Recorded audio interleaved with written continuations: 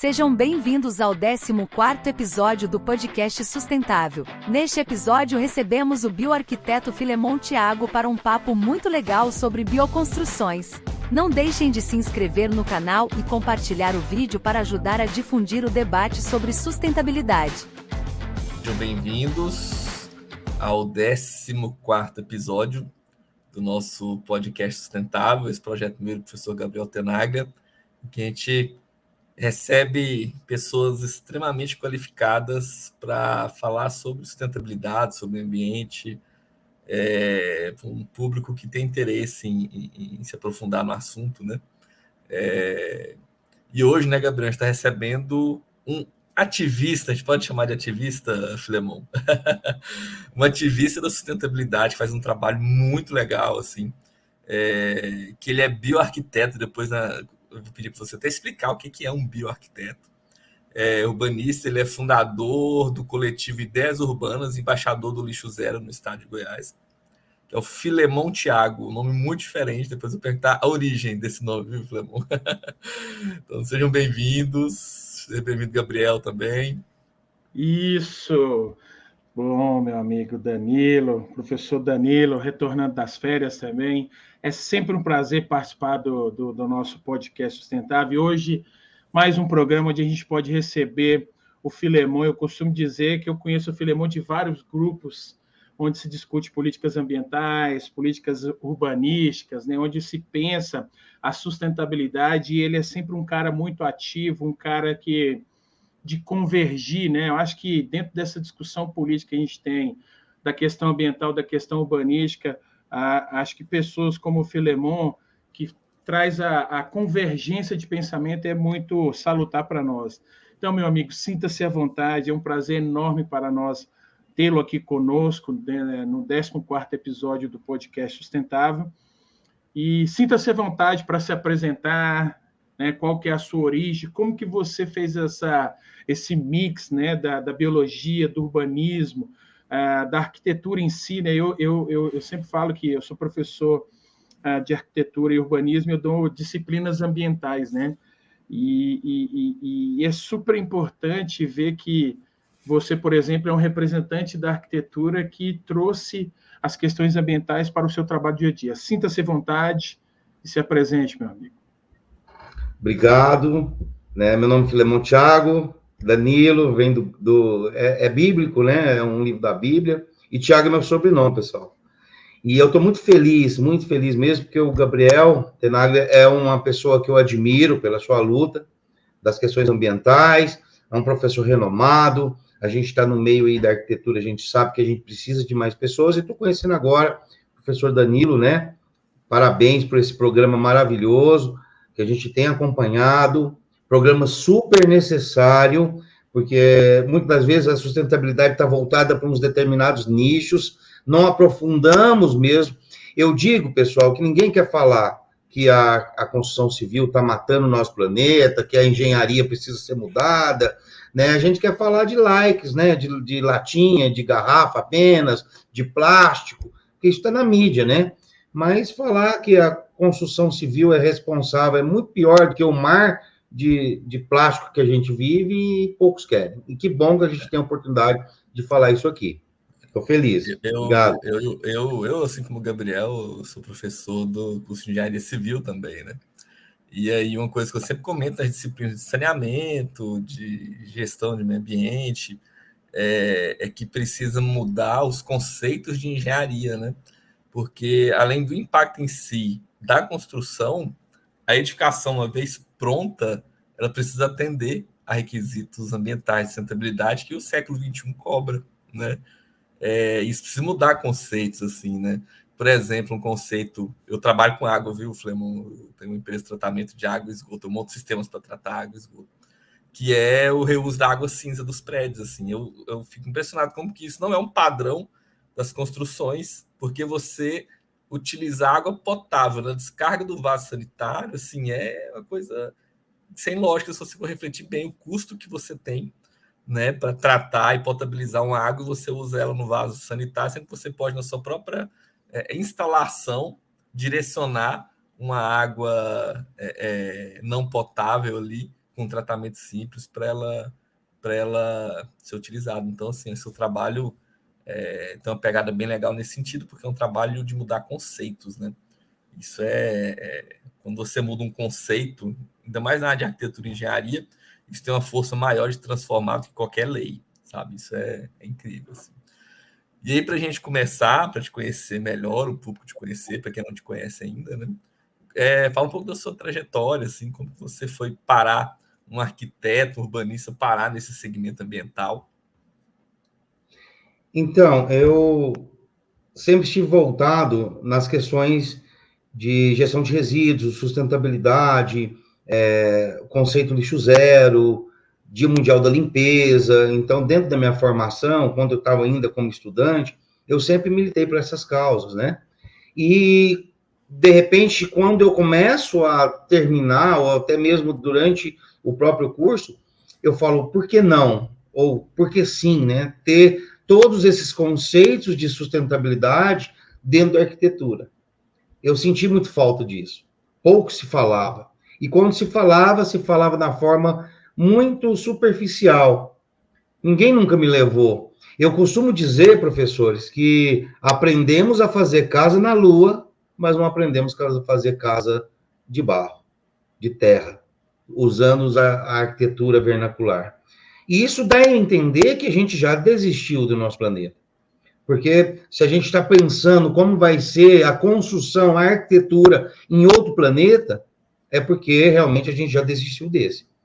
E quando eu começo a olhar isso, eu começo a questionar os sistemas, até mesmo educacional. Temos falhas, e falhas essas que precisam ser expostas para que a gente possa mudar. A gente não tem, né, um canteiro de obras sustentável dentro da arquitetura. A gente ouve falar superficialmente, né? Quando se tem muito, 2, 3 períodos de sustentabilidade dentro das universidades, né? Isso é insuficiente para tornar profissionais, né, que tragam isso. E aí eu começo, dentro dos meus trabalhos, a trazer esse conceito. Até vou questionar aí, alguém se depois quiser perguntar, a gente responde. Mas dentro, quando eu começo um projeto, a primeira coisa que eu faço, me ensinar a fazer um canteiro de obras. Primeira coisa, dentro da faculdade. Eu já não faço. A primeira coisa que eu faço dentro de uma obra é uma compostagem. Por quê? Até o canteiro de obra ser feito, a gente já consumiu alimento, já fez resíduos sólidos, recicláveis, né? Até lá, a gente já produziu resíduo, lixo, a gente já queimou. Então, dentro do início, para mim, dentro da obra, é uma composteira e uma gestão de resíduos. Depois eu vou preocupar com o canteiro de obras. Depois eu vou preocupar com a sustentabilidade, com a estrutura. Então, eu começo a pensar como se eu estivesse pensando na minha casa, para dentro da arquitetura. E isso foi se transformando em movimentos. A gente criou aí um movimento bacana, chamado Arquiviva. A gente tem também várias outras ações relacionadas ao lixo zero, ao Dia Mundial da Limpeza, né, com os catadores recicláveis. A gente está agora fazendo aí, bacana, um tijolo feito de resíduo de construção civil, né? Então, a gente está realmente questionando, né, os sistemas, né, e trazendo as problemáticas como soluções, né, buscando solucionar as problemáticas da construção civil, né, da indústria moveleira. Hoje a gente pega, para vocês terem uma ideia, o pó de MDF e transformamos em tijolo. E ainda estamos aí vendo se ele vai ficar bom, o que precisa, mudando os traços. Se eu for esperar alguém fazer esses testes, ou então ter dinheiro para isso acontecer, a gente vai continuar pegando o resto de MDF, jogando no aterro sanitário ou queimando. Então, a gente vai tentando fazer isso, né? Costumo dizer que a gente faz, depois vê se deu certo. É isso, mais ou menos isso. E é engraçado como que a construção civil ela tem resistência a esse tipo, uso de material reciclado, assim, sabe? Isso. Há um tempo atrás, há muito tempo atrás, inclusive, quando eu comecei com a Resitrate, eu separei alguns lodos da estação de tratamento, que é o principal passivo ambiental de uma ET, inclusive o maior custo é você destinar o lodo. E aí eu fabriquei alguns blocos para fazer pavimento com eles. Tirei um pouco de areia e colocava o lodo no lugar, 30%, 40% ali, testei a compressão e tudo mais. E aí levei esses resultados para uma indústria de pavimento artefatos de concreto que faz pavimento também, né? Só me receberam que me apresentei como professor, assim, e tudo mais. Mas quando eu fui apresentar a ideia, o projeto, assim, ninguém se interessou. Mas aí isso vai complicar muito a logística disso, tal. Assim, ele recebeu matéria-prima gratuita lá para o processo dele, nem assim eles quiseram andar com o projeto, sabe? Então isso é um desafio grande, assim. Aqui no próprio... você vai falar do Nelson, né, David? Que a gente recebeu o Nelson aqui, ele é dono da RNV Resíduos, ele tem uma usina de reciclagem de resíduos da construção civil. Ele falou que hoje assim, ele já tem um mercado, mas no começo assim, os caras ligavam para ele perguntando quanto que ele ia pagar para recolher o resíduo lá no negócio. Bem isso. E o negócio dele, na verdade, é fazer a gestão desse resíduo, cobrar por esse serviço, né? Então, esse é um desafio muito grande, é uma quebra de paradigma, né? Você colocar esses conceitos e o mercado, quem trabalha com isso, realmente aceitar. E assim, Filemon, nesse contexto dessas bioconstruções que você fala, que você tem uma mobilização, né? Você consegue atrair as pessoas de forma voluntária e vai lá e constrói uma casa, né? Utilizando técnicas sustentáveis dos nossos ancestrais, né? Talvez isso tenha me chamado a atenção, que na verdade não é uma coisa nova, é só que simplesmente a gente perdeu aquela conexão com a nossa história e deixou de utilizar essa técnica para construir. A gente está falando de um país que tem um déficit de moradia gigantesco, né? E aí, eu gostaria muito que você pudesse me esclarecer para nós que para as pessoas que estão nos assistindo, 2 pontos, um bem prático e um mais conceitual. Na questão prática, eu observo que vocês utilizam madeiras, bambus, você já falou da compostagem para utilizar.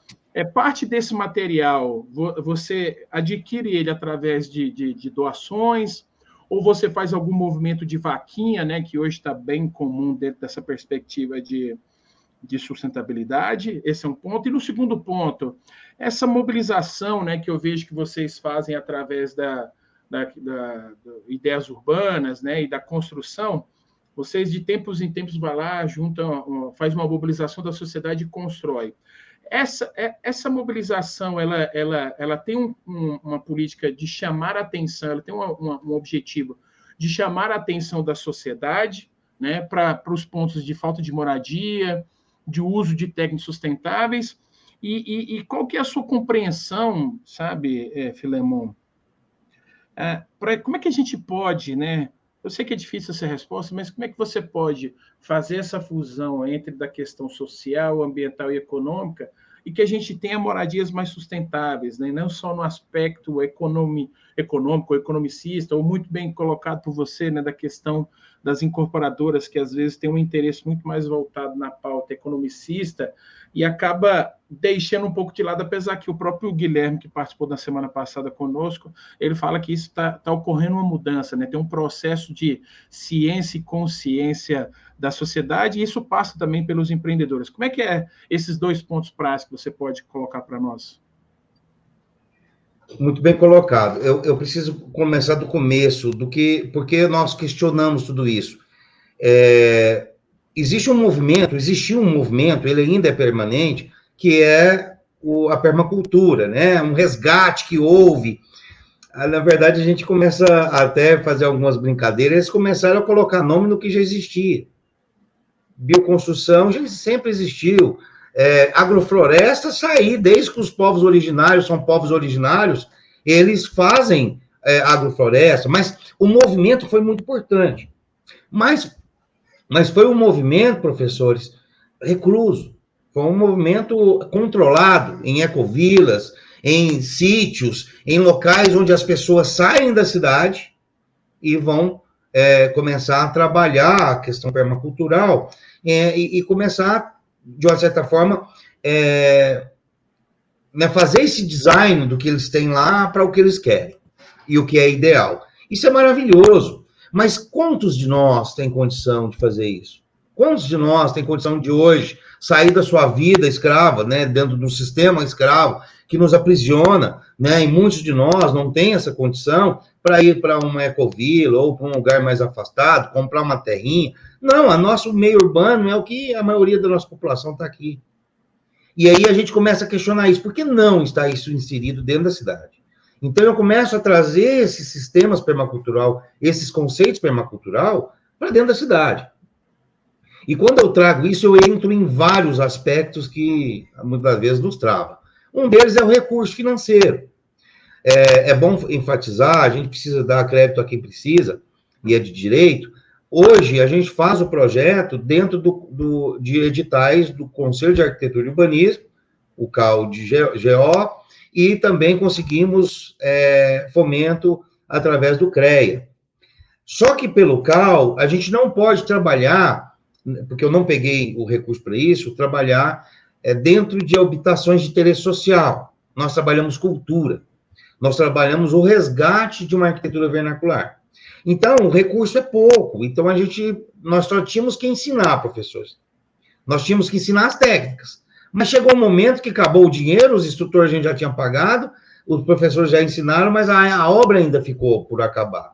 E aí a gente sempre pede ajuda, os próprios voluntários doam, né? Muitos de vocês, até você mesmo, já nos ajudou, professor, em relação a essas vaquinhas, né? Empresas têm se posicionado, ganhamos telha, ganhamos portas, ganhamos o próprio pallet de grandes empresas, Novo Mundo, Ecotex, empresas grandes, assim, Muralha, que nos ajudaram na execução. E tivemos um grande parceiro, que é o Teto Habitat, que comprou aí a maioria das coisas. Mas a gente ainda precisa de algumas coisas que a gente pede, né? Pede ajuda sempre. E, diante do outro ponto, eu já conto uma história.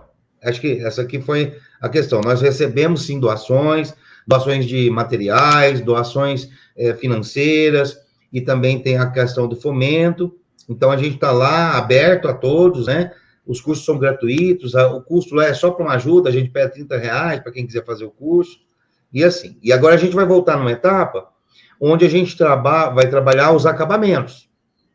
Então, a nossa edificação, ela é carbono zero, porque eu tenho muito pouco de cimento, e o cimento que eu tenho lá, gente, é um cimento problemático. Vocês que são aí da área da engenharia, ou trabalham nela, sabe que às vezes você contrata um caminhão de concreteira, você compra 30 metros cúbicos, você usou só 25, 5 metros cúbicos a empresa vai descartar, porque ela não pode manter aquilo lá dentro daquele negócio girando. E ele vai descartar onde? No aterro. Então, a gente começou a fazer esses bancos de dados, bancos de materiais. Quando sobrava de uma empresa, levava lá para a gente. Então, a nossa base é feita com coisas que seriam descartadas. Então, com muita ajuda da sociedade civil, do poder público e as pessoas, né? Muito das pessoas e das crianças.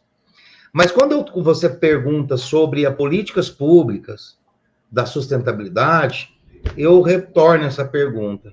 O que a Minha Casa Minha Vida hoje tem de sustentável? A gente tem falado aí, né? Estamos felizes. Quem luta por habitação, professor Gabriel, professor Danilo, está muito feliz pelo dinheiro que vai entrar no país.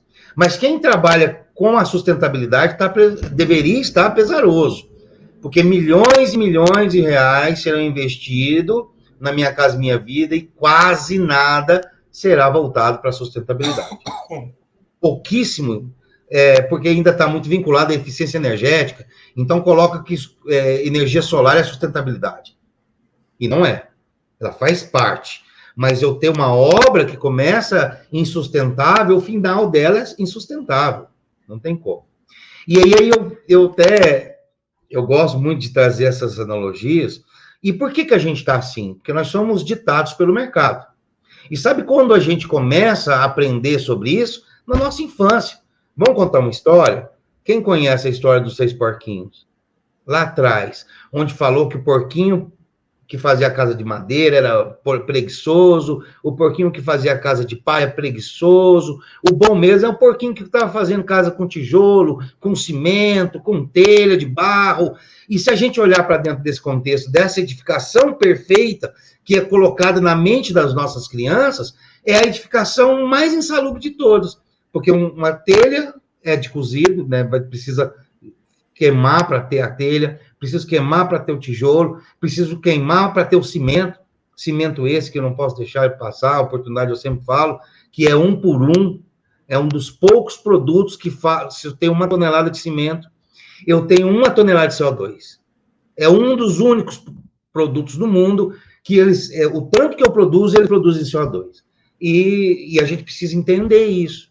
E aí, quando eu começo a questionar isso, eu tenho que trazer isso para o meu dia a dia, para minha profissão. E aí a gente traz esses questionamentos. Hoje a gente fez as casas de adobe. É mais complicado? Talvez. Podemos otimizar isso? Com certeza. Podemos ter prédios com paredes de adobe, prédios com paredes de taipa de mão, mas às vezes ainda a gente está preso, professores, ao que o mercado dita. O que o mercado tem ditado? Ele tem vendido isso desde a nossa infância. Que bom mesmo é o porquinho construtor. E, para mim, o lobo mau era sócio. Né? Estava querendo os dois abrir uma colaria ou uma concreteira, porque um lobo mau também não dá conta de derrubar a nossa creche. Sabe? São essas pequenas coisinhas que vão nos ditando o que a gente precisa consumir. E aí, nós estamos em 3 professores aqui, eu ainda não dou aula pretendo, mas não dou aula para a universidade, mas eu fui na fonte. Hoje eu dou aula do fundamental e o infantil 1, 2 infantil e fundamental 1, 2. Eu fui na fonte. Eu ensino as nossas crianças, onde eu dou aula, a fazer tijolo de adobe, a mexer na terra, a fazer compostagem, né? A aprender que não é só o cimento que é bom, existem outras tecnologias, a questionar os processos construtivos, porque senão a gente vai continuar, né, ensinando para as nossas crianças. O que é bom é o que a gente vê, mas nem tudo que a gente vê é bom. Cimento deu um boom, né? Deu. Nós evoluímos aí. A que ponto? Eu pergunto. A que ponto que evoluímos? Então, é bem isso. A gente tenta trazer esses questionamentos para dentro de uma ocupação, onde a gente tem essa liberdade, pessoas que não têm recurso para comprar um milheiro de tijolo. E está muito mais além disso, professores. A gente também está trazendo uma questão política, social. A gente quer trazer a liberdade dessas pessoas que moram em determinadas comunidades, que eles não precisam esperar o milheiro de tijolo e o saco de cimento do próximo político, não, onde ele tem que vender a sua alma, onde ele tem que doar o seu... Não, com barro ele consegue. E é gostoso eu sentir. E eu falo, quem faz a bioconstrução parece que fez isso a vida toda. Só uma parte, sabe, Danilo? E isso é engraçado, porque meados lá do primeiro lançamento do Minha Casa Minha Vida, né, uma das coisas que eu mais critiquei foi justamente a facilitação, vamos dizer assim, do processo de licenciamento ambiental para novos loteamentos ou para casas do Minha Casa Minha Vida. E eu sempre falo que a gente não pode cometer o mesmo erro que se comete dentro da tríade que a gente tem, econômico, social e ambiental, e colocar um integrante desses com mais prioridade, né? E aí, quando você coloca uma situação onde, mas eu preciso construir casa porque você tem um déficit habitacional muito grande, você vai construir para uma população mais carente. Ok, todos nós concordamos com isso. Mas o que me deixa um pouco incomodado é porque muitas vezes, por uma questão de mercado, você vai pegar umas áreas que são impróprias para construção, porque os condicionantes ambientais delas, tecnicamente, não iriam permitir a construção daqueles empreendimentos, mas que se facilita porque quer se resolver um problema de forma rápida. Eu preciso dar casa para as pessoas. Eu concordo, mas é essa mesma população que em pouco tempo vai ter problemas de alagamento, inundação, movimento de massa, né? Um processo de subsidência quando o solo desce. Então, assim, acaba que essas pessoas que já são carentes, que entram dentro da construção da política pública para receber uma casa, e a gente deixa a questão ambiental de lado, são elas que vão sofrer, né? esses danos ambientais que vai afetar a vida dela, a qualidade de vida dela. Então, é um problema complexo, mas eu acho que a gente tem que sentar na mesa com maturidade, porque às vezes eu percebo assim, que se joga muito a questão social e ambiental um contra o outro. Na verdade, a gente precisa convergir para trazer a sustentabilidade.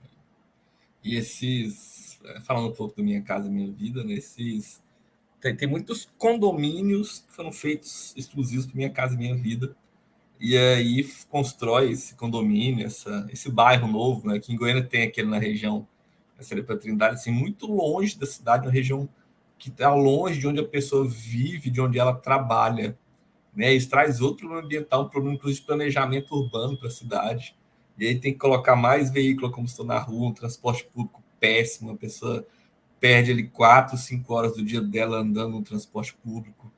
Então falta muito, assim, de novo, o Gabriel falou muito bem, ninguém nega o problema do déficit habitacional.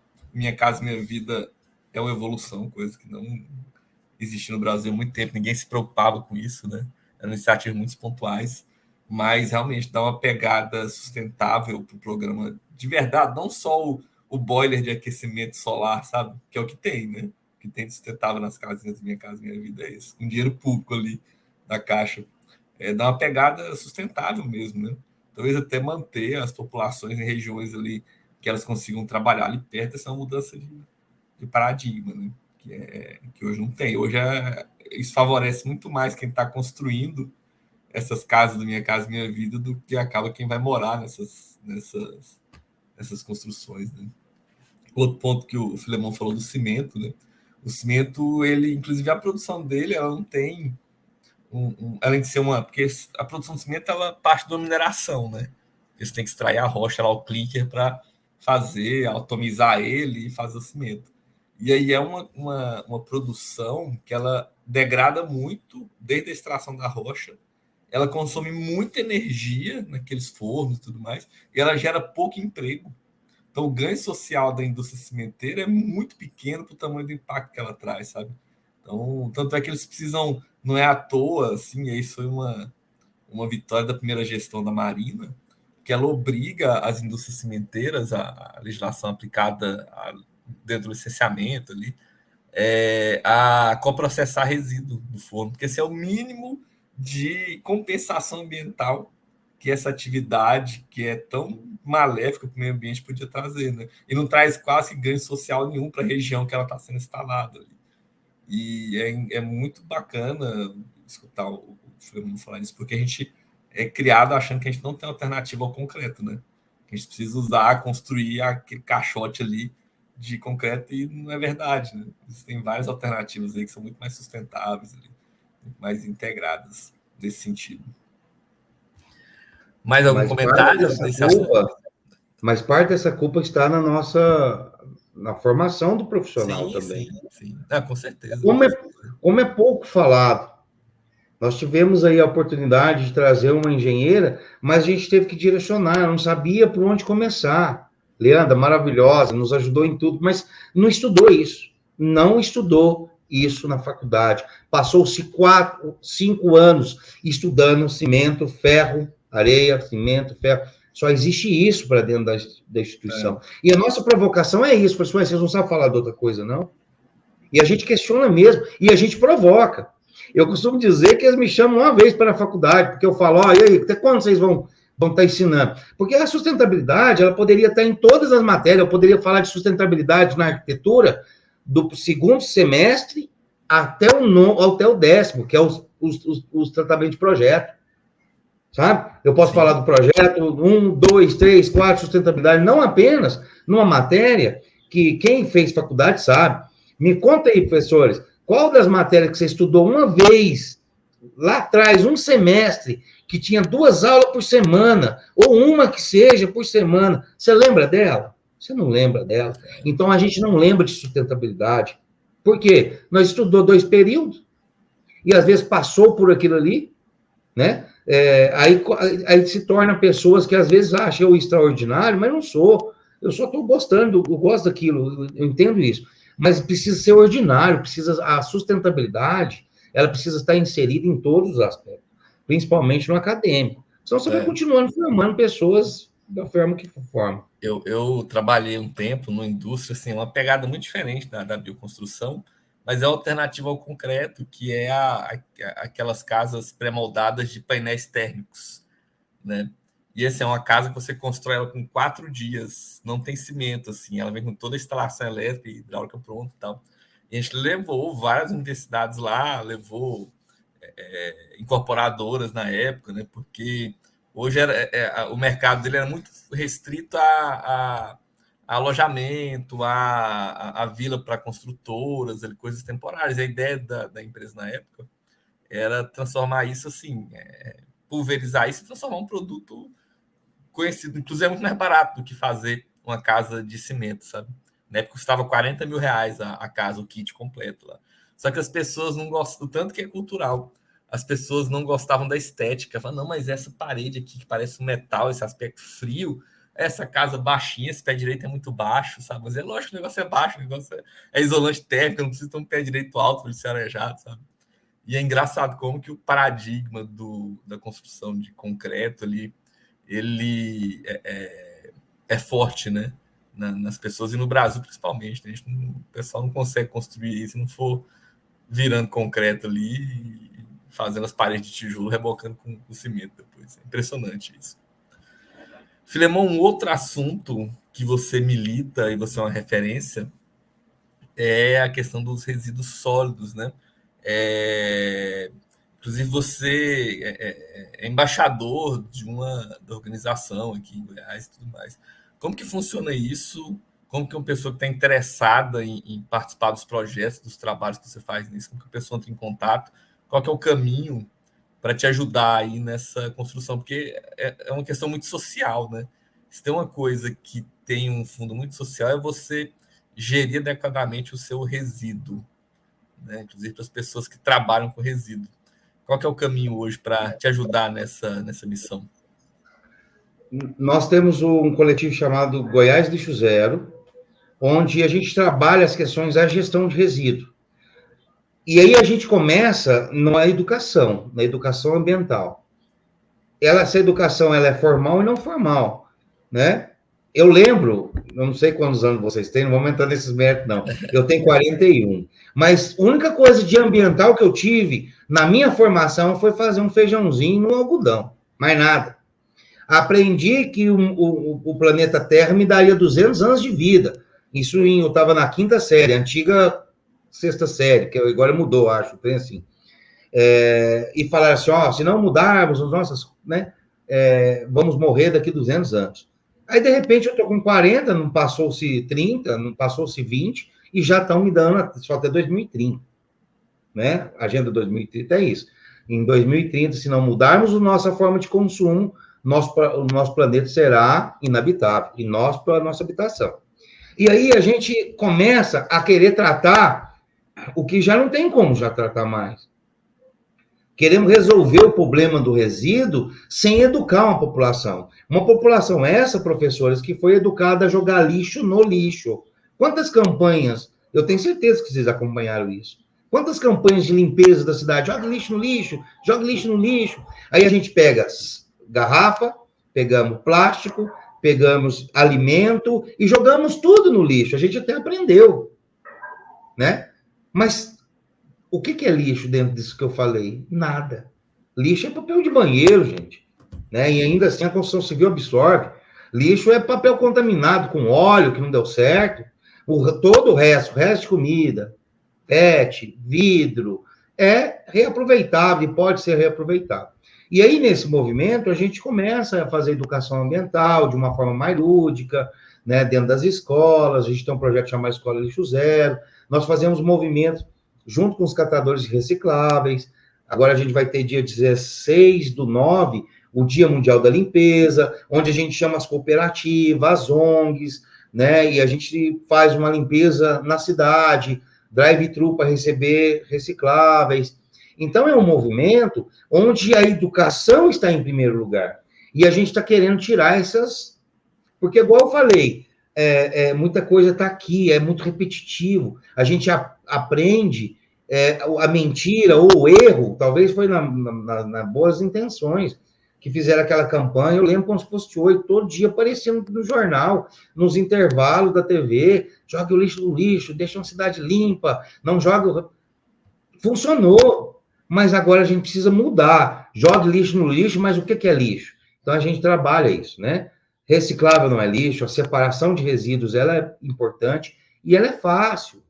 Compostar, você faz ela em casa, né? Então tudo isso a gente quer realmente ensinar. E também fazemos isso nas escolas, igual o mesmo sentido da arquitetura, né? Ensinar as crianças desde cedo. Eu não sei se vocês têm filho, mas eu tenho uma netinha agora, eu tenho filhos, os filhos já estão velhos. Eu ensinei minha netinha a determinadas coisas. Se eu faço o errado perto dela, ela me passa vergonha. Se eu jogo alguma coisa no lugar errado, ou então faço alguma coisa, ela me passa vergonha. E é isso que a gente precisa, de crianças a nos passar vergonha para a gente parar. Que é só assim que muitas das vezes o adulto muda. E é isso. Legal, essas histórias, né? A vivência, né, Danilo e Filemão.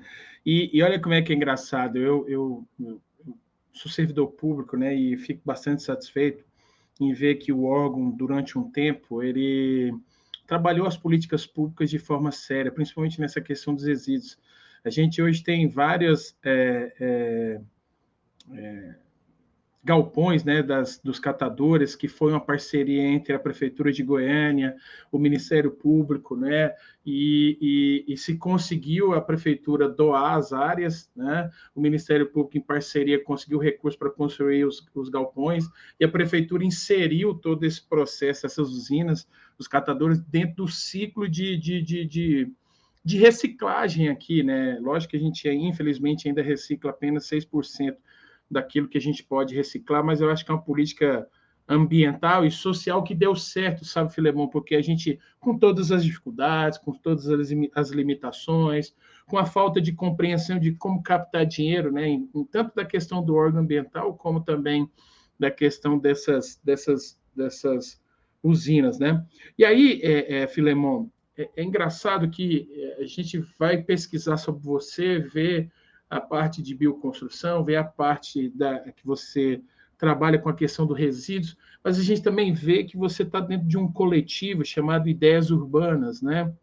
E aí esse coletivo busca justamente fazer um mix, meio que essa é uma compreensão que eu tive, de todas as ações que você trabalha.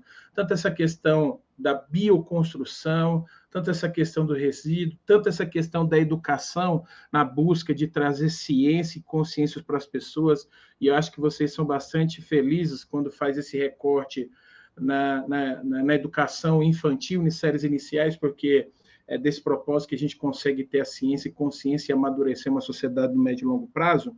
E aí eu te pergunto, sabe, dentro dessa militância, vamos dizer assim, né, e a militância no bom sentido, porque as pessoas criam estigmas dentro desse processo, e é engraçado que a questão ambiental ela é sempre estigmatizada como se fosse uma coisa de uma ideologia. A gente fez uma discussão sobre isso aqui, Filemão, com o Frederico, né, com o Fred. Ele trabalha... O Fred Tá sem som, Danilo. Tá sem som, Danilo. Você tá com o microfone fechado. O Frederico Souza, ele é oficial de chancelaria, né? Isso, oficial de chancelaria.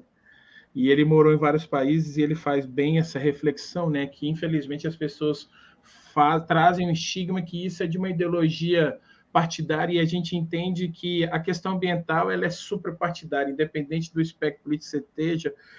Todo mundo aqui quer água, né? E a gente está num momento de crise, de mudanças climáticas, de ações que já está afetando a vida das pessoas, né? Você tem um calor intenso nos Estados Unidos e tempestades na Ásia, principalmente na China, e você está vivendo toda essa mudança. Nós, infelizmente, estamos vivendo essa mudança.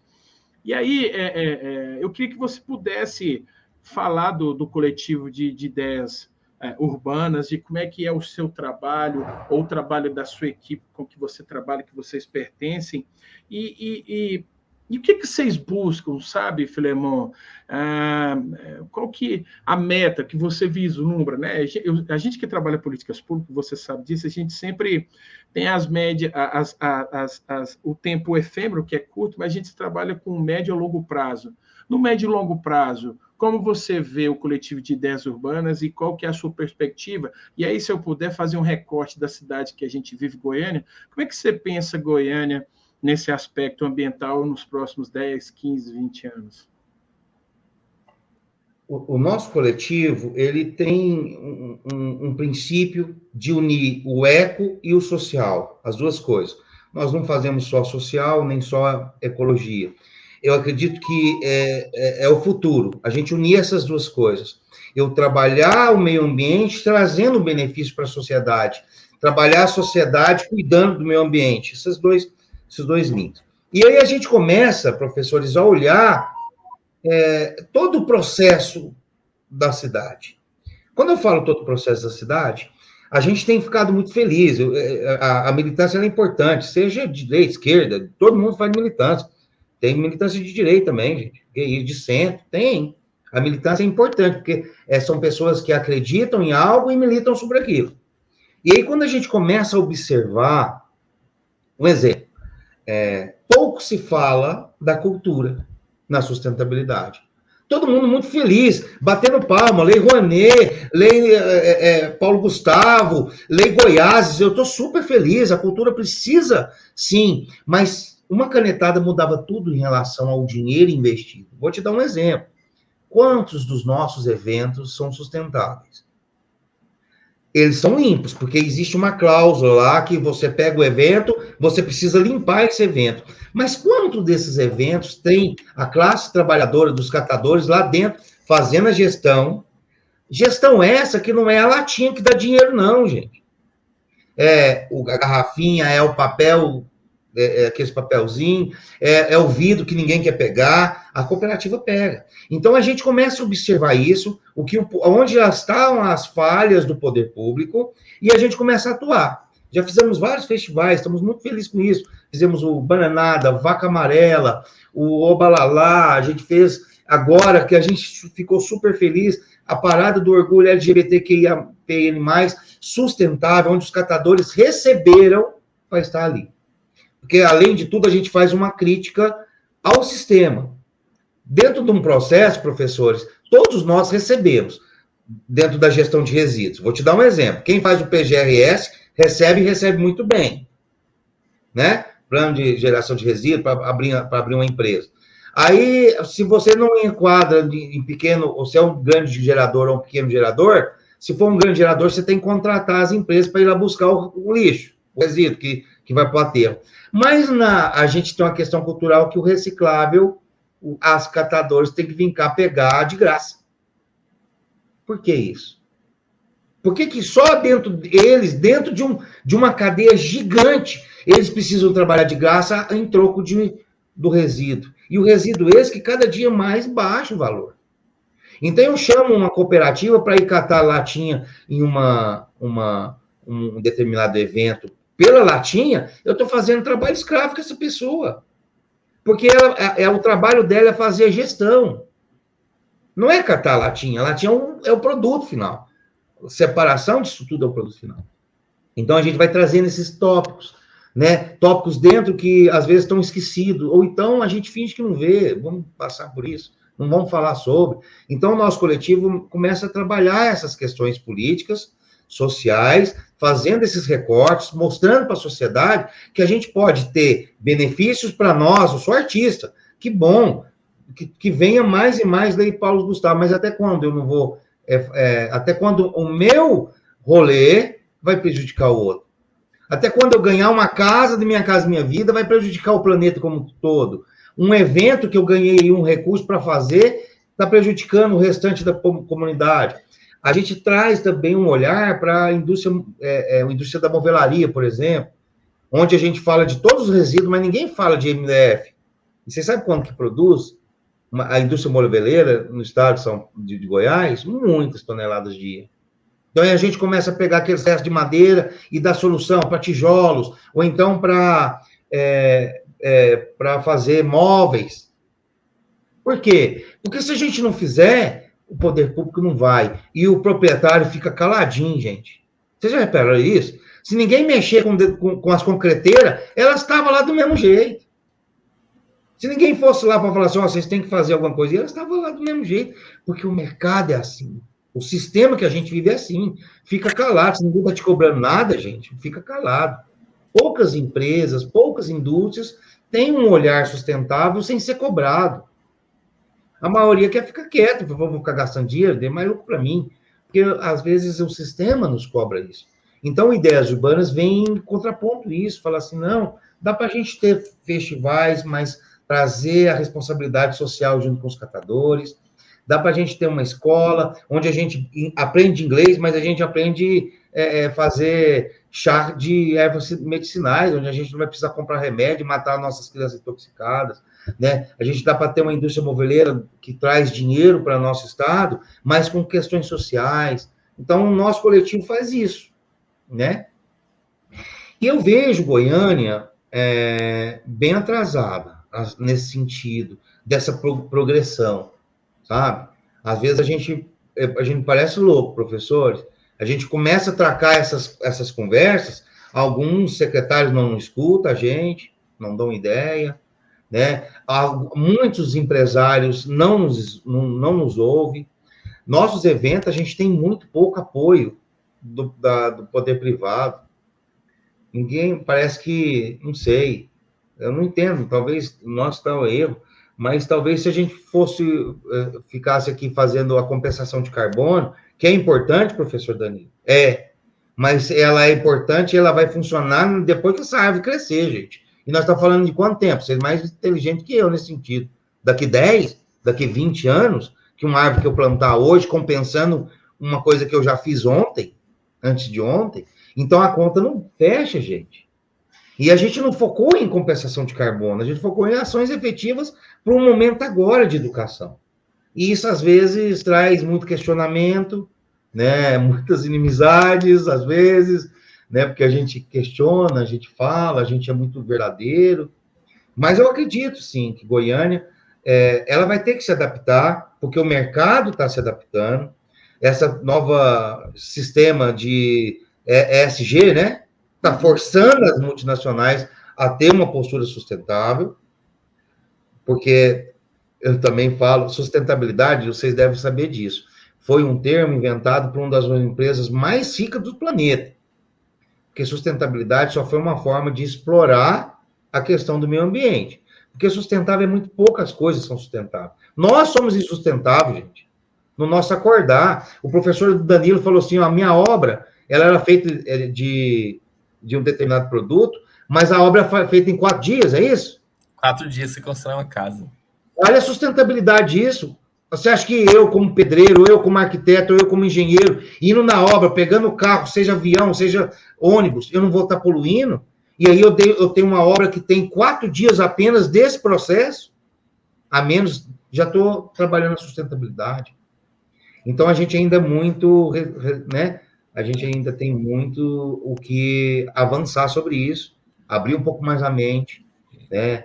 A gente tem um tijolo, pessoal, só para encerrar, que desde 1990 que é o tijolo ecológico. E o tijolo, ele olha para você ver como que são as coisas dentro do mercado, às vezes com mente fechada. Um tijolo que traz 30% de economia na minha obra. Era para estar bombando, não era, gente? Assim, vamos falar de dinheiro, mas por que não está?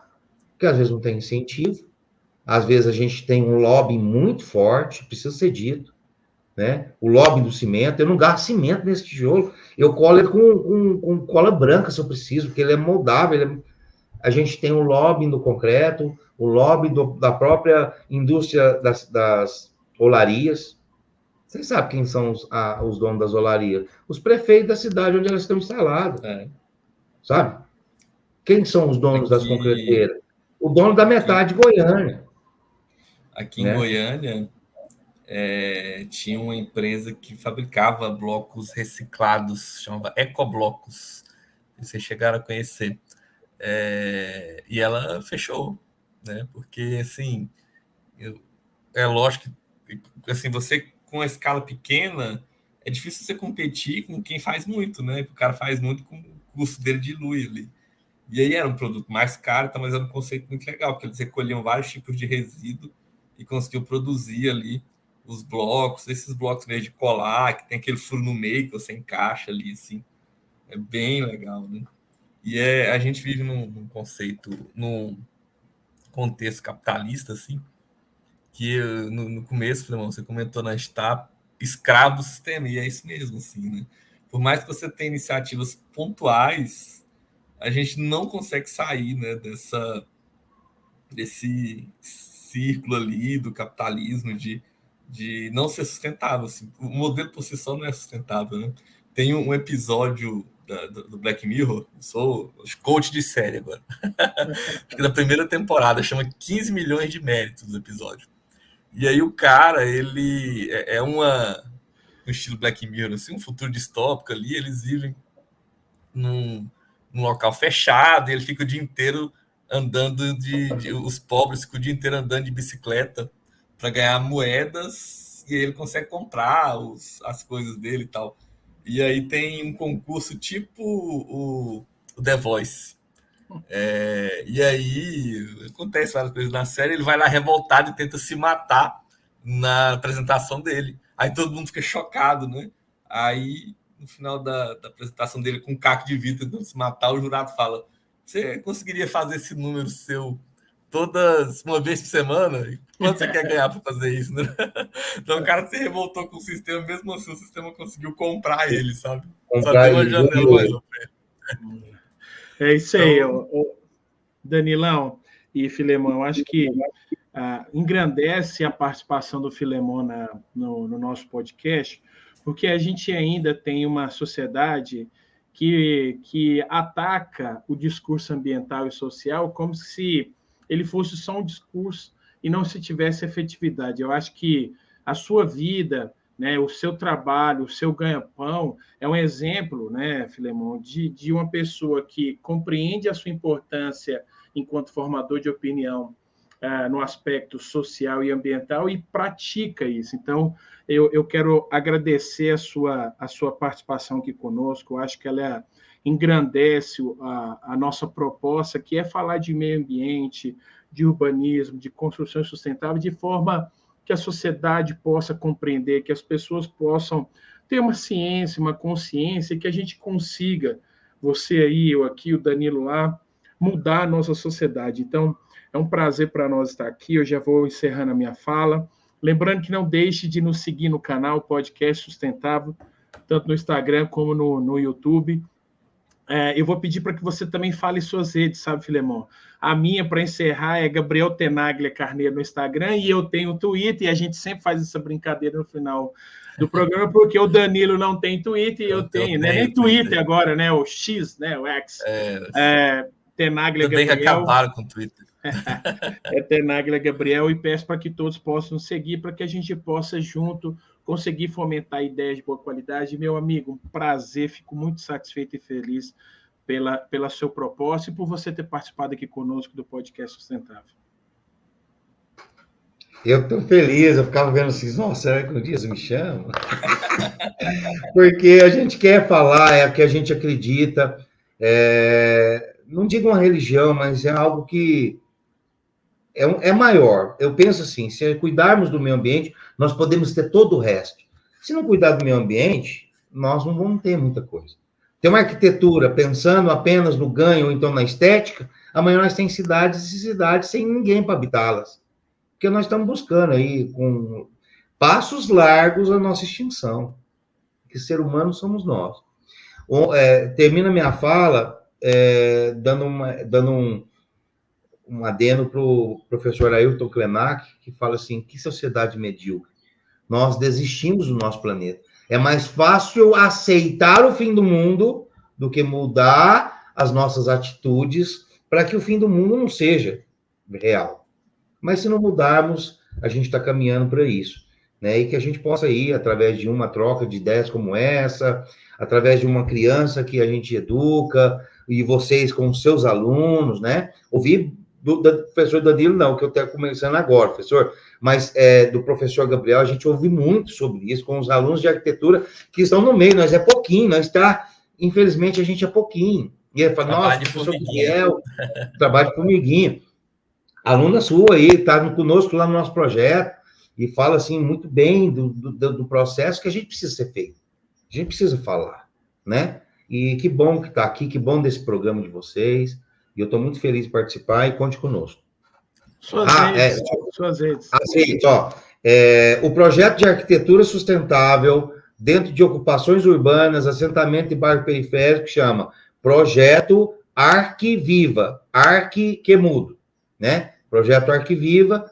A gente tem o Goiás Lixo Zero, escreve dessa forma, o Ideias Urbanas, que é o grande mix de tudo isso. E se você quiser contratar um bioarquiteto, o professor Danilo perguntou por que é o bio, né? Porque eu priorizo a vida dentro do projeto. A arquitetura, ela precisa saber o que é o macro para depois te atender como cliente. Então, a gente atende primeiro o meio ambiente. Se estiver fazendo muito mal, a gente fala, mas... né? Então, é filemontiago.bioarquiteto. Fazer um projeto de arquitetura, de sustentabilidade e executamos as obras também. Então, estamos juntos. Show de bola. E eu vou pedir para quem chegou até aqui no final do vídeo que se inscreva no canal, porque a gente tem muitos views. O último vídeo deu mais de 600 views, mas a gente está com 156 inscritos só. Quanto mais inscritos e quanto mais compartilhado o vídeo, mais o YouTube entrega, né, para as pessoas ali que pesquisam sobre sustentabilidade, sobre meio ambiente. Então, é importante as pessoas se inscreverem no canal e compartilharem os nossos episódios. Então, beleza, pessoal. Valeu. Até a próxima. Isso aí, Filemão. Valeu demais, irmão.